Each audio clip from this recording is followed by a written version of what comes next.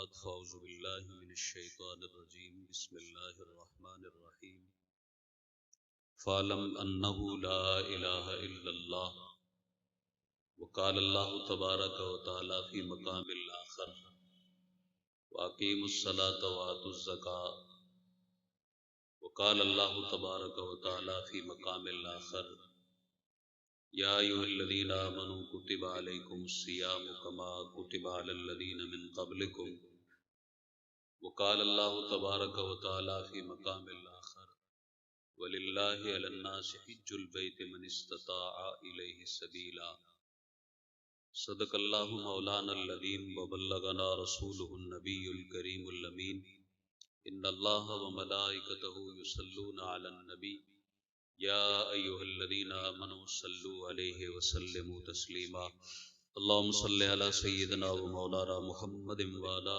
آل سیدنا و مولانا محمد وبارک وسلم وصلی علیہ صلاۃ و سلام علیک یا سیدی یا رسول اللہ وعلی آلک واصحابک یا حبیب اللہ صلاۃ و سلام علیک یا سید المرسلین وعلی آلک واصحابک یا رحمۃ للعالمین الصلاۃ والسلام علیک یا مکین قلوب المؤمنین وعلی آلک واصحابک یا خاتم النبیین۔ حمد و صلاۃ کے بعد آج کی یہ نشست درس قرآن کے عنوان سے انعقاد پذیر ہے، جس میں ہم سب جمع ہیں۔ تو اللہ جل جلالہ ان چند لمحات کو ہمارے لیے آخرت میں نجات کا باعث مہربانی فرمائے۔ قرآن مجید قرآن رشید کے 4 مقامات میں نے تلاوت کی۔ مجھے جو موضوع دیا گیا وہ حقوق اللہ اور اس کی اہمیت و فضیلت اور عظمت۔ حقوق اللہ، اس کا معنی ہوتا ہے اللہ کے حقوق۔ اللہ کے حقوق کو پرائرٹی حاصل ہے۔ سب سے اولین فہرست جب تیار ہوگی حقوق کی تو سب سے پہلا حق اللہ جل جلالہ کا اپنا ہے۔ لیکن یاد رکھیں اللہ جل جلالہ اپنا حق جب چاہے کسی کو معاف کر دے۔ حقوق العباد رب معاف نہیں کرے گا جب تک بندے بندوں کو معاف نہیں کریں گے، اور بندے کا بندے کو معاف کر دینا یہ سب سے بڑی بات ہے، اور یہ اللہ جل جلالہ کی صفت ہے کہ بندوں کو اللہ معاف کرتا ہے۔ جب اللہ معاف کرتا ہے اور بندہ بندے کو معاف کرے گا تو پھر خدا راضی ہوگا، ناراض تو نہیں ہوگا۔ تو اس لیے حقوق العباد میں سے سب سے پہلا حق، جب ہم کلمہ پڑھتے ہیں لا الہ الا اللہ محمد الرسول اللہ، اتفاق سے جو بچے مجھے لینے کے لیے گئے، راستے میں اس کلمے کے اوپر بھی تھوڑی سی گفتگو ہوئی۔ یہ کلمہ طیبہ ہے، اور اس کلمہ طیبہ کی مثال اللہ جل جلالہ نے قرآن مجید میں ان الفاظ کے ساتھ دی، الم تر کیف ضرب اللہ مثلا کلمۃ طیبۃ۔ کیا آپ نے دیکھا نہیں ہے حبیب علیہ السلام، اللہ تعالیٰ کلمہ طیبہ کی مثال کیسے بیان کرتا ہے؟ مثلا کلمۃ طیبۃ کشجرۃ طیبۃ، اس پاکیزہ درخت کی طرح ہے، اصلھا ثابت وفرعھا فی السماء، جس کی جڑیں بڑی مضبوط ہیں اور اس کی شاخیں آسمانوں کو چھو رہی ہیں۔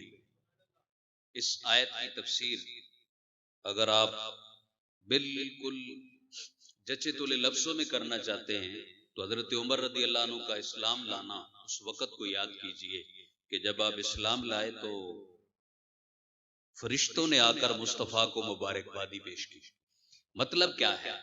جو ہی آپ نے کلمہ طیبہ پڑھا تو آپ کا جو مقام بظاہر تو زمین پہ بیٹھ کے پڑا ہے، لیکن اللہ جل جلالہ کے ہاں کتنا بلند ہوا کہ عرش بری پہ بھی اس کے تذکرے ہو گئے۔ یہ جو شاخیں ہیں نا اس کی آسمانوں تک پہنچتی ہیں۔ اس کا مطلب کیا ہے؟ جب بندہ مومن اپنی زبان سے اس مالا کو جپتا ہے، اللہ جل جلالہ اسے زمین سے اٹھا کر عرش بری تک پہنچا دیتا ہے۔ یہ وہ مبارک کلمات ہیں جن کو انسان پڑھتا ہے، اور اگر ان کی تہ میں جائیں مزید تو لا الہ الا اللہ یہ ایک دعویٰ ہے، اور آپ جانتے ہیں جب کوئی دعویٰ کرتا ہے تو اس دعوے کے اوپر دلیل پیش کرنا اس کا کام ہوتا ہے، اس کے لیے لازم ہوتا ہے۔ جب ہم یہ کہتے ہیں لا الہ الا اللہ، اللہ کے سوا کوئی معبود بحق نہیں، تو پھر اس پہ ہمیں دلیل دینی پڑتی ہے۔ اللہ نے ہمیں دلیل بھی ایسی دی کہ جس کا کوئی توڑ ہی نہیں. فرما محمد الرسول اللہ پڑھو، یہی میرے معبود برحق ہونے کی دلیل ہے.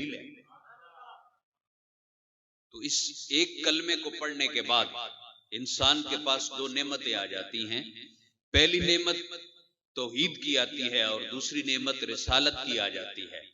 توحید کو مانا جائے، پڑھ لیا جائے، اور رسالت کا اقرار نہ کیا جائے، اللہ اسے پسند ہی نہیں کرتا. اور رسالت کا اقرار کر لیا جائے، توحید کو نہ مانا جائے، رسول اللہ اسے پسند نہیں کرتے. اس لیے یہ دو جز ہیں ایمان کے، ان کے بغیر انسان کا ایمان مکمل نہیں. اور یہ ایمان کی مبادیات ہیں، یعنی ابتدا ہے. اگر اس کی انتہا میں جائیں تو پھر فرشتے بھی آ جاتے ہیں، رسول بھی آ جاتے ہیں، کتابیں بھی آ جاتی ہیں، یوم آخرت پہ ایمان بھی آ جاتا ہے، اور مرنے کے بعد دوبارہ جی اٹھنے پہ بھی ایمان آ جاتا ہے.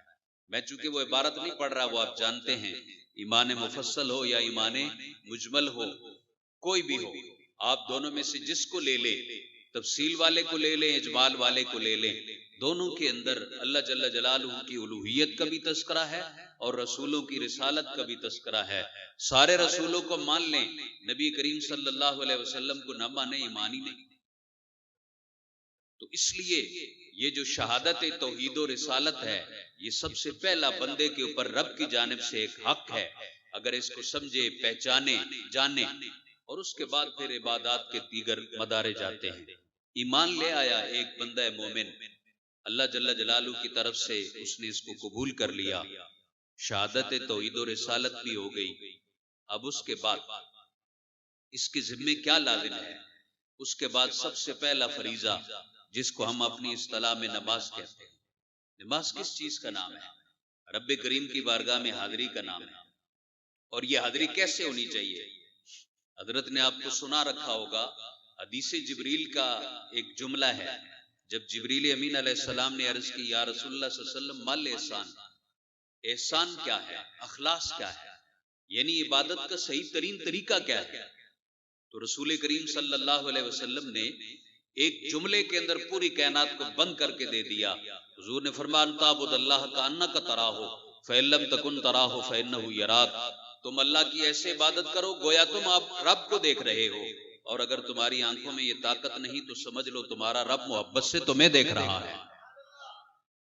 اس لیے ابھی جو ہم نے حاضری دی ہے، بظاہر اس کے اندر ہم نے ثنا پڑھی، فاتحہ پڑھی، کوئی صورت ملا لی، رکوع سجدے کر لیے، تحیات پڑھ لی، اسلام پھیر لیا، لیکن بباطن یہ کیا ہے؟ یہ کیا ہے؟ 5 اوقات کے اندر اللہ جل جلالہ حضرت انسان کو اپنی بارگاہ میں بلاتا ہے. آپ جانتے ہیں انسان کو اللہ تعالیٰ نے ظاہری 5 نعمتوں سے نوازا ہے. اسے دیکھنے کی طاقت عطا کی، اسے سونگھنے کی طاقت عطا کی، اسے چکھنے کی طاقت عطا کی، اسے سننے کی، اسے پہچان کرنے کے لیے ہاتھ دیا تاکہ اس کے ذریعے چھو سکے، یا جسم کے کسی حصے کے ذریعے جب یہ چھوئے تو اسے پتا چلے کہ یہ چیز گرم ہے یا سرد ہے. لمس کرنا جس کو کہتے ہیں. یہ 5 قسم کی طاقتیں رب کریم نے دے کر پھر 5 اوقات کی نمازیں رکھ کر حضرت انسان کو شکریہ کا موقع دے دیا کہ جب ایک نماز پڑھے گا تو 5 نمازوں کے اندر 5 نمازیں پڑھے گا تو 5 نمازوں کے اندر 5 نعمتوں کا شکرانہ بھی ادا ہو جائے گا. یہ تو 5 ظاہری نعمتیں ہیں. اللہ نے انسان کو 5 باطنی نعمتیں بھی عطا کی ہیں، ان کا شکریہ بھی اسی ذریعے اسی طریقے سے ادا ہو جاتا ہے. ایک مثال لیجئے، نبی کریم صلی اللہ علیہ وسلم نے ارشاد فرمایا، الصلاۃ عماد الدین، نماز دین کا ستون ہے. آپ سارے دین کو دیکھ لیں، پڑھ لیں، سمجھ لیں، اس کے اوپر عمل کر لیں. اگر نماز کو چھوڑتے ہیں تو پھر آپ سمجھ لیں کہ آپ نے باقی ڈھانچہ تو تیار کر لیا، مگر اس چھت کو کھڑا کرنے کے لیے آپ نے ستون ہی نہیں کھڑے کیے. یہ ستون جب تک نہیں کھڑے کریں گے اس چھت کو آپ قائم ہی نہیں کر سکتے. اس کے قیام کے لیے نماز دین کا ستون ہے، سارے دین کا نچوڑ ہے. اس لیے کہ زکوٰۃ تو وہ ادا کرے گا جس کے پاس پاور ہوگی، طاقت ہوگی، اور حج وہ کرے گا جو استطاعت رکھتا ہے، روزہ وہ رکھے گا جو بیماری سے پاک ہے. لیکن نماز ایک ایسا فریضہ ہے جس کو ہر حال میں انسان ادا کرتا ہے. اگر وہ بیمار ہے، لیٹا ہوا ہے، اٹھ نہیں سکتا، تیمم کر کے اشارے سے بھی نماز پڑھ سکتا ہے تو اس کے لیے یہ لازم ہے، واجب ہے. جب تک نہیں پڑھے گا یہ فریضہ اس کے ذمہ باقی رہے گا. اس لیے رسول اللہ صلی اللہ علیہ وسلم نے نماز کو دین کا ستون قرار دیا ہے. اور اس کے اندر دیکھیں، کبھی ہم غور کریں، جب ہم قیام کی صورت میں ہوتے ہیں تو ہماری نگاہ سجدے والی جگہ پہ ہوتی ہے، اور جب رکوع کی صورت میں ہوتے ہیں تو ہماری نگاہ پاؤں کے ظاہر پہ ہوتی ہے. جب سجدے کی حالت میں ہوتے ہیں تو ہماری نگاہ ناک کے بانسے پہ ہوتی ہے، اور جب تحیات کی شکل میں ہوتے ہیں تو ہماری نگاہ گود میں ہوتی ہے. یہ سجدے کی جگہ پہ دیکھنا، پاؤں کے ظاہر کو دیکھنا اور گود کو دیکھنا، ناک کے بانسے کو دیکھنا، نماز کے اندر ہمارے علماء نے یہ جو طریقہ لکھا ہے، اس کے اندر سب سے بڑی حکمت یہ ہے کہ نماز شروع سے لے کر آخر تک انسان کو موت کی یاد دلاتی ہے. آپ جانتے ہیں جب آپ پاؤں کی جانب نگاہ کرتے ہیں، اور یہ بھی جانتے ہیں کہ انسان کے پاس جب فرشتہ اجل آتا ہے، اس کی روح کی قبض کرنے کا جب پروسیس شروع ہوتا ہے تو وہ پاؤں سے شروع ہوتا ہے، اور دوسرا لمحہ انسان کی گود کے قریب سے اس کی سینے تک کا شروع ہوتا ہے، اس لیے وہ گود کے اندر نگاہ رکھتا ہے. اور تیسرا لمحہ سینے سے لے کر آخر تک، یعنی اس کے ناک کے بانسے کے اوپر پسینہ آنا شروع ہو جائے گا. یہ ناک کا بانسا یا کچھ ٹیڑھا ہو جاتا ہے یا پھر اس کے اوپر پسینہ آ جاتا ہے. چونکہ موت کی سختی بڑی عجیب شے ہے، اللہ پاک ہمیں سکرات موت سے بچائے. نبی کریم صلی اللہ علیہ وسلم نے بھی اس سے پناہ مانگی ہے. اس لیے انسان جب حالت نماز میں کھڑا ہوتا ہے تو یہ نماز حضرت انسان کو موت کی یاد دلاتی ہے کہ تجھے 3 جھٹکے لگنے ہیں، اور تیسرے جھٹکے کے بعد تیری روح قبض انصری سے پرواز کر جانی ہے. اس روح کو ایسی غذا دے کر کے رب کی بارگاہ میں بھیج جو غذا تجھے 5 اوقات میں نصیب ہوتی ہے. اسی نماز کو اگر ہم آگے چلائیں تو وقت بھی آتا ہے جب اس کے اندر ہم ثنا پڑھتے ہیں جس میں اللہ کی تعریف ہے، ہم پڑھتے ہیں اس میں بھی اللہ کی تعریف ہے، اور ہم رکوع سجدہ کرتے ہیں اس میں اللہ کی تسبیح ہے. جب ہم آخر پہ تحیات پہ جاتے ہیں تو اس کے اندر انتہا ہو جاتی ہے عاجزی کی. ویسے تو سجدے کے اندر انسان انتہا کرتا ہے جب اپنا سر پیشانی زمین پہ ٹکا دیتا ہے، آمزی کی زمین کے اوپر کوئی چٹائی بچھی ہو یا نہ بچھی ہو. یہ جب مٹی پہ بھی سجدہ کرتا ہے تو یہ مٹی اسے بتاتی ہے اے حضرت انسان منا خلقناکم وفیہا نعیدکم ومنہا نخرجکم تارۃ اخری، ہم نے تجھے اسی مٹی سے پیدا کیا اور اسی مٹی میں ہم تجھے لوٹائیں گے، اور اسی مٹی سے دوبارہ ہم تجھے زندہ بھی کر کے دکھائیں گے. یہ مٹی انسان کا مبدا ہے. اس کی پیشانی مٹی پہ جب اٹھتی ہے اور جا کر کے لگتی ہے، حضرت انسان کی جانب اللہ کی توجہ ہو جاتی ہے، اور رب اس وقت اپنے بندے کو اتنا پسند کرتا ہے کہ اس کے بارے میں یہ روایت موجود ہے. حضرت ربیعہ اسلمی رضی اللہ تعالیٰ عنہ جب رسول اللہ صلی اللہ علیہ وسلم کو وضو کرا رہے تھے، ایک دن دریائے رحمت جوش میں آیا. حضور نے فرمایا سل یا ربیعہ، اے ربیعہ مانگو، کیا مانگنا چاہتے ہو؟ آپ نے جو مانگا وہ یہی مانگا، مرافقتک فی الجنہ، یا رسول اللہ جنت میں آپ کا ساتھ مانگتا ہوں، پڑوس مانگتا ہوں، رفاقت مانگتا ہوں. حضور نے فرمایا وغیر ذالک، کیا اس کے علاوہ بھی کچھ مانگنا چاہتے ہو؟ چپ ہو گئے، خاموش ہو گئے. سرکار نے آخری جملہ ارشاد فرمایا فَأَعِینُونِی بِالسُّجُودِ، اے ربیعہ اسلمی اگر اللہ کا قرب چاہتے ہو اور میرا قرب چاہتے ہو تو سجدوں کے ذریعے میری مدد کرو، یعنی اللہ کی بارگاہ میں سجدہ کرو. یہ سجدہ وہ فریضہ ہے جس کو جب تک ادا نہ کیا جائے آپ کی رکعت ہی مکمل نہیں ہوتی، اور اگر یہ رہ جائے تو نماز ہی نہیں ہوتی، کیونکہ یہ فرض میں شامل ہوتا ہے. اس لیے حضرت انسان نماز کی حالت میں سجدہ کر کے بارگاہ ربوبیت میں اپنی عاجزی کا اظہار کر دیتا ہے اور انتہا کر دیتا ہے. اس وقت میرا رب انسان کو مالا مال بھی کر دیتا ہے کہ اے بندے تو نے اپنے جسم کا اعلیٰ ترین حصہ پیشانی میری بارگاہ میں جھکا کیا دی بلکہ رکھ دی. اب جب رکھ دی، اس پیشانی کا رکھنا تیرا کام ہے، تیرے درجات کو بلند کرنا میرا کام ہے. تو نماز دوسرا فریضہ اللہ کی طرف سے انسان کے اوپر حق ہے. تیسرا زکوٰۃ ہے. نبی کریم صلی اللہ علیہ وسلم کا ارشاد گرامی ہے، حضور فرماتے ہیں کہ زکوٰۃ ایک ایسا فریضہ ہے تؤخذ من اغنیائہم فترد الی فقرائہم، جو امیروں سے لی جاتی ہے اور غریبوں میں تقسیم کر دی جاتی ہے، لوٹا دی جاتی ہے، یعنی اس کی تقسیم غریبوں میں کر کے، اور شریعت اسلامیہ نے اس مدار کو ہمارے سامنے رکھ کے اس فریضے کو مقرر کر کے اللہ جل جلالہ نے ہمیں اس بات سے آگاہ کر دیا، ایک انسان دوسرے انسان کے لیے ایک بنیان کی طرح ہے، جڑا ہوا ہے۔ اور وہ کیسے جڑا ہوا ہے؟ ایک مسلمان جب کلمہ گو کسی معاشرے میں رہتا ہے، دوسرے مسلمان کلمہ گو کا کیسے لحاظ کرے گا؟ کبھی اس کو صدقہ فطر دے گا اور کبھی اس کو زکوٰۃ کا مال دے گا، تاکہ یہ نچلے طبقے میں نہ رہے، بلکہ ایک وقت آ جائے یہ ہمارے ساتھ کھڑا ہو، اور جب برابر کھڑا ہو تو یہ بھی زکوٰۃ کی ادائیگی کرتا رہے۔ اور دیکھیے شریعت کے اندر عموماً یہ لوگ مسئلہ بھی پوچھتے ہیں کہ جی زکوٰۃ دیتے وقت کسی کو بتانا چاہیے یا نہیں؟ تو اس میں افضل یہ ہے کہ نہیں بتانا چاہیے۔ جب آپ ایک مستحق کو دے رہے ہیں تو پھر وہاں بتانا اس لیے نہیں چاہیے، اگر آپ بتائیں گے تو ہو سکتا ہے اس کا دل ٹوٹ جائے کہ مجھے رب نے اس حد تک پہنچا دیا کہ آج میں زکوٰۃ وصول کر رہا ہوں۔ تو اس لیے اس کا پردہ رکھنے کے لیے بجائے اسے بتانے کے صرف یہ دیکھ لیا کریں کہ وہ مستحق بھی ہے یا نہیں۔ اگر مستحق ہے تو پھر بتانا وہاں ضروری اور واجب نہیں ہے، آپ نے دے دی، اللہ کی جانب سے وہ ادا بھی ہو گئی، آپ کی جانب سے بھی ادا ہو گئی۔ یہ اصل میں جتنے بھی مالی صدقات ہیں ان کے اندر اصل چیز یہی ہے کہ دایاں ہاتھ دے تو بائیں ہاتھ کو اس کی خبر تک نہ ہو۔ جب ہاتھوں کو خبر نہ ہو تو پھر زبان کے ساتھ کسی کو کہنے کی ضرورت بھی نہیں پڑتی۔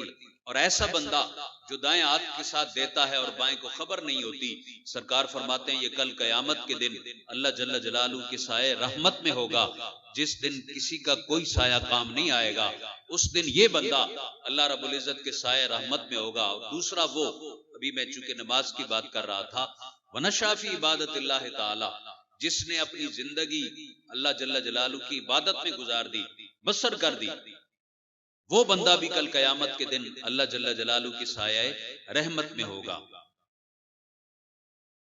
نماز ہو گئی، زکوٰۃ کی مثال ہو گئی، حج آ گیا۔ حج وہ عظیم فریضہ ہے جس کے اندر انسان ہمہ گیریت کا درس دے رہا ہوتا ہے، مساوات کا درس دے رہا ہوتا ہے۔ ایک احرام ہے، دو چادروں کے اندر انسان ملبوس ہے، بظاہر یہ احرام ہے لیکن بباطن یہ کفن ہے۔ موت کو یاد دلانے کے لیے اللہ نے انسان کو دو چادریں عطا کی، کفنے کفایت، یہ اس نے پہنا ہوا ہے، چاہے عمرہ کر رہا ہے چاہے حج کر رہا ہے، طواف کر رہا ہے، گھوم رہا ہے، بظاہر وہ چلنا ہے، لیکن بباطن جب رب کا حکم آ گیا تو پھر اس حکم کو وہ پابند ہو کر کے ادا کر رہا ہے، اور جب ادا کر رہا ہے تو اس کا سٹائل زندگی کا کیا ہے؟ اس نے دو چادریں اپنے جسم کے اوپر لپیٹی ہوئی، لیکن وہ یہ مت سمجھے کہ وہ صرف چل رہا ہے، حجر اسود کی زیارت کر رہا ہے یا اسے بوسہ دے رہا ہے، وہ یہ مت سمجھے، بلکہ حدیث میں یہاں تک آتا ہے کہ اللہ جل جلالہ اپنی 120 رحمتیں کعبۃ اللہ کے اوپر ڈالتا ہے، 120 رحمتیں، اور جب ان کی تقسیم ہوتی ہے تو فرما کہ 60 رحمتیں وہ ہیں، 60 للطائفین، 60 رحمتیں وہ ہیں جو طواف والوں کے لیے، و40 للمصلین، اور 40 رحمتیں وہ ہیں جو وہاں نماز پڑھنے والوں کے لیے ہیں، و20 للناظرین، اور 20 رحمتیں وہ ہیں جو وہاں نظارہ کر رہے ہیں کعبۃ اللہ کا، ان کے لیے۔ یہ نہیں، یہ وہ لمحات ہیں جن کے اندر کوئی اللہ کی رحمت سے خالی نہیں ہے، طواف کرنے والا بھی اللہ کی رحمت میں ہے، وہاں نماز پڑھنے والا بھی اس کی رحمت میں ہے، اور کعبۃ اللہ کو صرف دیکھ رہا ہے، نظارہ کر رہا ہے، وہ بھی اللہ کی رحمت کے ماتحت آ جاتا ہے۔ تو اس لیے یہ ہمہ-گیریت کا وہ درس ہے، مساوات کا وہ درس ہے، چاہے نماز ہو، چاہے زکوٰۃ ہو، چاہے حج ہو، ان تمام عبادات کے اندر، حقوق اللہ کے اندر اللہ جل جلالہ انسان سے اس چیز کا اظہار کروا رہا ہوتا ہے کہ میں نے تجھے ایک لباس میں ملبوس کر کے بتایا، تیرا جسم جب اس میں سے کسی حصے کو تکلیف ہوتی ہے، ایک مسلمان کے جسم کے کسی حصے کو، تو فرما کہ سارے مسلمان اس سے متاثر ہو جاتے ہیں۔ اسی طرح اللہ جل جلالہ نے عبادات کے اندر میرے اور آپ کے لیے یہ درس رکھا ہے، 5 اوقات کی حاضری دو، یا کسی کو زکوٰۃ کا فریضہ ادا کرو، یا کوئی حج کرتا ہے کسی دوسرے حاجی کے ساتھ مل کر کے چل رہا ہے، کندھے کے ساتھ کندھا ملا کر کے چل رہا ہے، ایک اسٹائل ہے اور ایک ہی وقت کے اندر وہ طواف کر رہے ہیں، چلے سارے نہ صحیح تو کم از کم کثرت تعداد تو ایک وقت میں کر رہی ہوتی ہے، تو اس وقت حضرت انسان اللہ کی بارگاہ میں مساوات کا سبق لے رہا ہوتا ہے اور رب کریم اسے مساوات کا درس دے رہا ہوتا ہے کہ جس طرح آج ہم اکٹھے چل رہے ہیں، کل حشر کے میدان میں بھی ہم نے اکٹھے ہی ہونا ہے۔ پھر میدان عرفات دیکھیے آپ، یہ وہ جگہ ہے جس جگہ سے ہم نے جب جی اٹھنا ہے دوبارہ تو ساری مخلوق نے اسی مقام سے اٹھنا ہے، یہ وہ مقام ہوگا جس مقام سے ہم دوبارہ زندہ ہو کے اٹھیں گے، کلہم مخلوق اسی مقام سے اٹھے گی۔ جبل رحمت ہے، اسے دیکھیں جہاں اللہ کی رحمت ہی رحمت ہے، تو اس لیے حج یہ بھی اللہ کا حق ہے، وَلِلَّهِ عَلَى النَّاسِ حِجُّ الْبَيْتِ مَنِ اسْتَطَاعَ إِلَيْهِ سَبِيلًا، اللہ کی طرف سے لوگوں کے اوپر حج بیت اللہ فرض کیا گیا ہے، لیکن ان کے لیے من استطاع الیہ سبیلا، جو اس کے راستے کی طرف استطاعت رکھتے ہیں، یہ نہیں کہ گھر کی جمع پونجی ساری کی ساری اس سبیل میں لگا دی جائے اور گھر والوں کو کنگال کر کے انسان چلا جائے، نہیں، ان کا خرچ نکال کر نان و نفقہ نکالنے کے بعد انسان بارگاہ ربوبیت میں جاتا ہے اور کعبۃ اللہ کا طواف کرتا ہے، مناک اور صفا و مروہ، عرفات، جبل رحمت، مزدلفہ، یہ ساری جگہیں وہ جاتا ہے، یہ وہ متبرک مقامات ہیں جہاں کوئی نہ کوئی اللہ نے یاد رکھی ہے، اس یاد کو بھی مناتا ہے اور رب کے فریضے کو بھی ادا کرتا ہے۔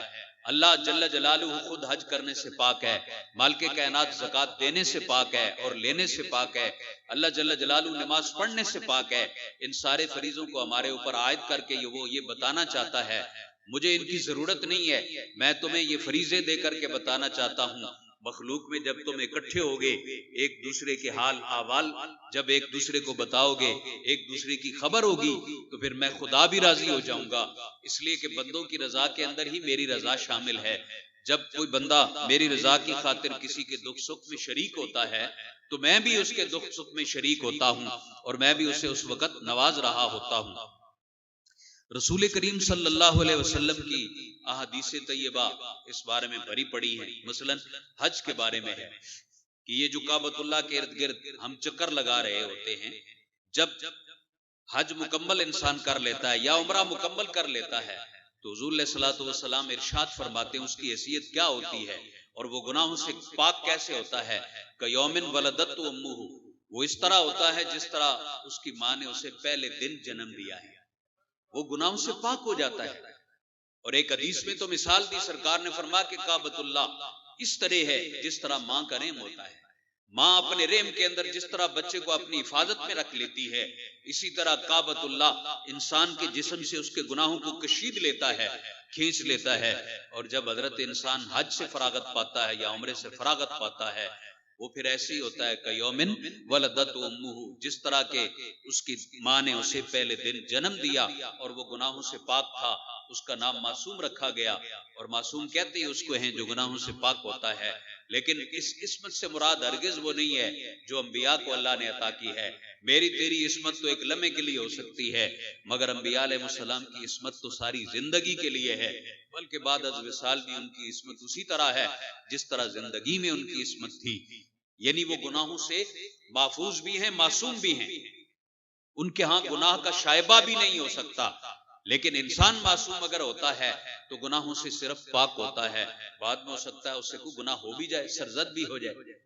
ایک شخص کعبۃ اللہ کا طواف کر رہا ہے اور دعا کر رہا ہے، اس مقام پر وہ اپنے لیے دعا نہیں کرتا، داتا علی اجمیری رحمۃ اللہ علیہ نے کشف المحجوب شریف میں لکھا ہے وہ اپنے لیے دعا نہیں کرتا بلکہ جو پیچھے ساتھی چھوڑ کے چلا گیا تھا ان کو اپنی اس دعا میں یاد کرتا ہے۔ کچھ لوگ پاس سے گزرتے ہوئے جب اس کی یہ دعا سنتے ہیں وہ کہتے ہیں کیسا عجیب آدمی ہے، آیا خود ہے اور دعا ان کے لیے جو پیچھے، اپنے لیے بھی تو مانگو نا۔ کہا ان کے لیے اس لیے مانگتا ہوں کہ جب واپس پلٹ کے جاؤں گا اگر وہ صحیح رہے تو میں بھی صحیح رہوں گا، اگر ان کی صحبت میں میں گیا اور وہ صحیح نہ رہے تو ہو سکتا ہے مجھے بھی اس فریضے سے وہ فارغ کر دیں، تو اس لیے اس مقام پر میں ان کے لیے دعا کر رہا ہوں۔ اور اسی طرح کی ایک صورتحال حضرت سیدہ کائنات فاطمہ الزہرا رضی اللہ تعالیٰ عنہ کے ہاں بھی ہے، آپ ساری رات اللہ کی عبادت کرتی ہیں اور جب آخری وقت آتا ہے آپ ہاتھ اٹھاتی ہیں دعا کے لیے تو حضور کی امت کے لیے دعا کرتی ہیں. امام حسن مجتبی رضی اللہ تعالیٰ عنہ پاس بیٹھے عرض کرتے ہیں امی جان آپ حضور کی امت کے لیے تو دعا کر رہی ہیں, اپنے لیے نہیں کر رہی. تو بی بی صاحبہ نے کیا خوب ارشاد فرمایا, آپ نے فرمایا بیٹا تمہارے نانا جان نے مجھے تعلیم ہی یہی دی ہے کہ پہلے دوسروں کے لیے دعا مانگنی ہے, بعد میں اپنے لیے مانگنی ہے. لیکن یہ کوئی شریعت کا مدار نہیں ہے, یہ ایک مزاج ہے, یہ ایک طریقہ ہے. اگر پہلے دوسروں کے لیے مانگیں گے اور دوسروں کے حق کا احترام کریں گے تو پھر اللہ جل جلالہ آپ کے حق میں بھی آپ کی مانگی گئی دعا کو قبول کرے گا.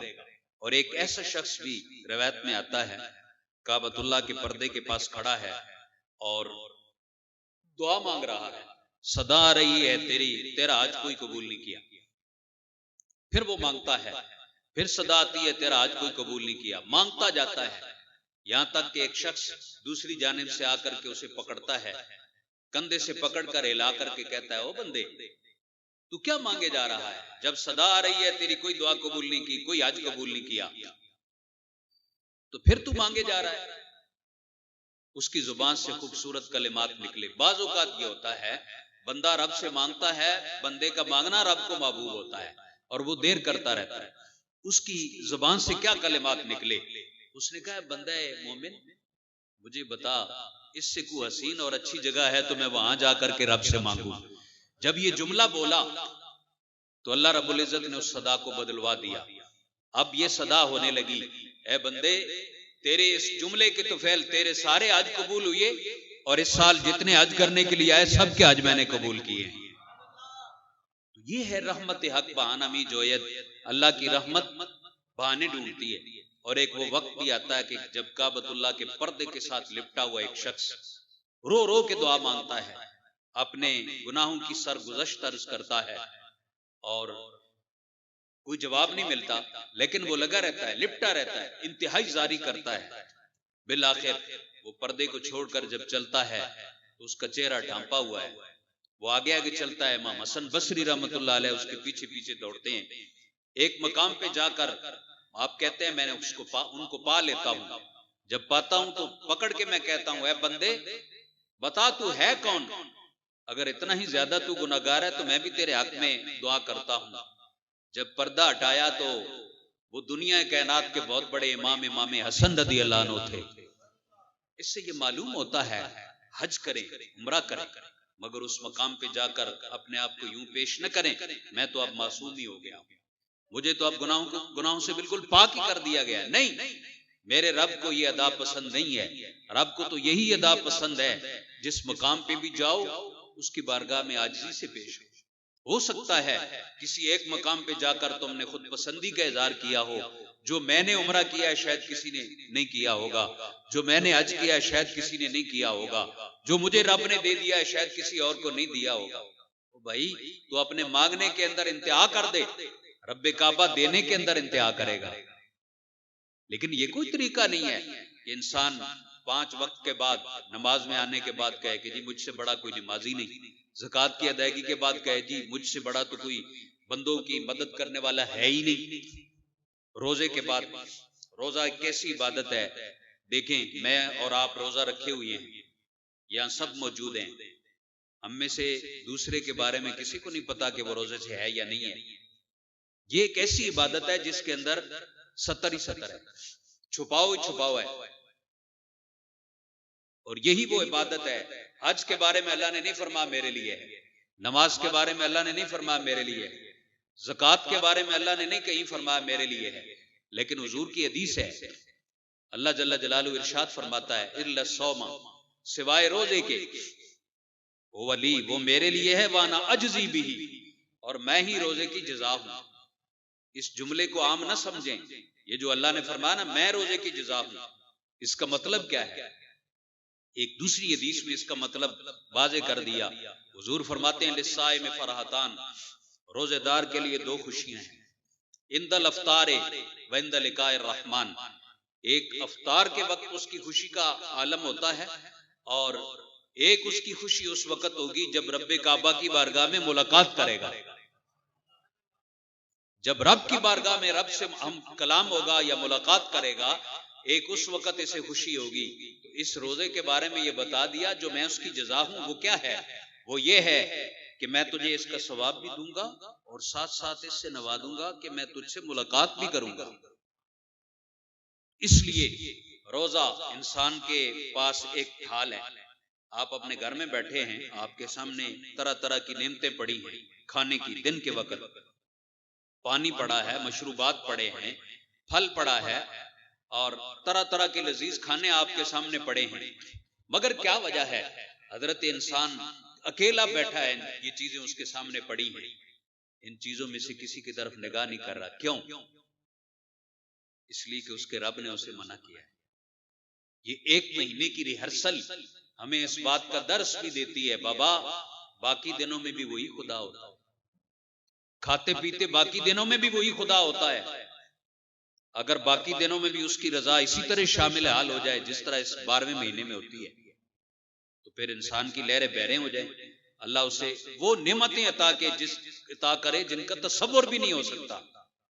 تو اس لیے اس روزے کو بھی ہم عام نہ سمجھیں. یہ وہ حقوق ہیں جو اللہ نے انسان کے اوپر عائد کیے ہیں، اس کی جانب سے عائد ہوئے ہیں، اور میرے اور آپ کے لیے اس دین میں آسانیاں ہی آسانیاں ہیں. ہو سکے تو ان تمام عبادات کے نچوڑ کو اس حدیث کے تناظر میں دیکھ لیں. حضور علیہ الصلوۃ والسلام ارشاد فرماتے ہیں، من یسر علی معسر یسر اللہ لہ یوم القیامہ، جو کسی تنگ دست کی تنگی کو دور کرتا ہے اور آسانی اس کے لیے پیدا کرتا ہے، اللہ قیامت کے دن اس کے لیے آسانی پیدا کرے گا. اور فرمایا واللہ فی یوم العبد ما کان العبد فی یوم اخیہ، اللہ اپنے بندے کی مدد کرتا رہتا ہے جب تک بندہ اپنے بندے کی مدد میں لگا رہتا ہے. بندہ بندے کی مدد میں جب تک لگا رہتا ہے، اللہ بھی بندے کی مدد کرتا رہتا ہے. اور اس حدیث کو اگر آج کے اس دور میں، اس تناظر میں، اس وقت کے تناظر میں دیکھا جائے تو یہ اس لحاظ سے میرے اور آپ کے لیے مشعل راہ ہے کہ ہم کسی غریب کو دیکھیں، مسکین کو دیکھیں. مہنگائی کا دور، کسی کو 2 کھجوریں خرید کے دے دیں، کسی کو مشروبات کی ایک بوتل ہی خرید کے دے دیں، کسی کو پایا پھل ہی خرید کے دے دیں، پتہ نہیں کس کی ادا رب کعبہ کو پسند ہو جائے. اس لیے تو اس نے یہ ارشاد فرمایا ہے، مثل الذین ينفقون اموالهم فی سبیل اللہ، مثال ان لوگوں کی جو اپنے مال اللہ کی راہ میں خرچ کرتے ہیں، کمثل حبۃ، گندم کے ایک دانے کی طرح ہے، انبتت 7 سنابل، جس کو زمین میں بیجنے کے بعد جب وہ ہوگا اس نے 7 کونپلیں نکالی، فی کل سنبلۃ 100 حبہ، ہر کونپل کے اندر اس نے 100 دانے لگائے. جب 7 کونپلیں لگی اور ہر کونپل میں 100 دانے نکلے تو 7 کو 100 سے ضرب دیں تو 700 بنتا ہے. لیکن اللہ فرماتا ہے نہیں، میں رب ہوں، واللہ یضاعف لمن یشاء، اللہ جس کے لیے چاہتا ہے دگنا تگنا کر دیتا ہے.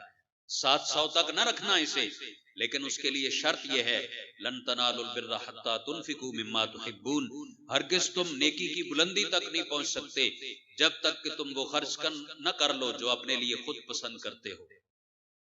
جو اپنے لیے پسند کرتے ہو وہ اپنے مسلمان بھائی کے لیے بھی پسند کر لو. اس لیے حضور کی اس حدیث میں بھی یہ ارشاد ملتا ہے، حضور فرماتے ہیں لا یؤمن احدکم حتی یحب لاخیہ ما یحب لنفسہ، تم میں سے کوئی اس وقت تک مومن کامل نہیں ہو سکتا جب تک کہ اپنے بھائی کے لیے وہی پسند نہ کر لے جو اپنے لیے پسند کرتا ہے. اگر اپنے لیے تعریف پسند کرتے ہو تو دوسرے کے لیے بھی تعریف، اگر اپنے لیے تنقیص پسند نہیں کرتے ہو تو دوسرے کے لیے بھی تنقیص پسند نہ کرو. اگر اپنے لیے غیبت پسند نہیں کرتے ہو تو دوسرے کے لیے بھی غیبت پسند نہ کرو. اگر اپنے لیے روحانی بیماری کے طور پر حسد پسند نہیں کرتے ہو تو دوسرے کے لیے بھی حسد پسند نہ کرو. یہ وہ لمحات ہیں جن لمحات کے لیے ہم نے، جن لمحات کے اندر ہم نے یہ فیصلہ کرنا ہے ان عبادات کے ذریعے ہمیں کیا کیا سبق ملتا ہے. ساری عبادات کا نچوڑ صرف اور صرف یہ ہے، اللہ اپنی مخلوق کو اپنے قریب کرنا چاہتا ہے. نماز کے ذریعے بھی قریب کرنا چاہتا ہے، زکوٰۃ کے ذریعے بھی قریب کرنا چاہتا ہے، روزے کے ذریعے بھی قریب کرنا چاہتا ہے، حج کے ذریعے بھی ہمیں اپنے قریب کرنا چاہتا ہے.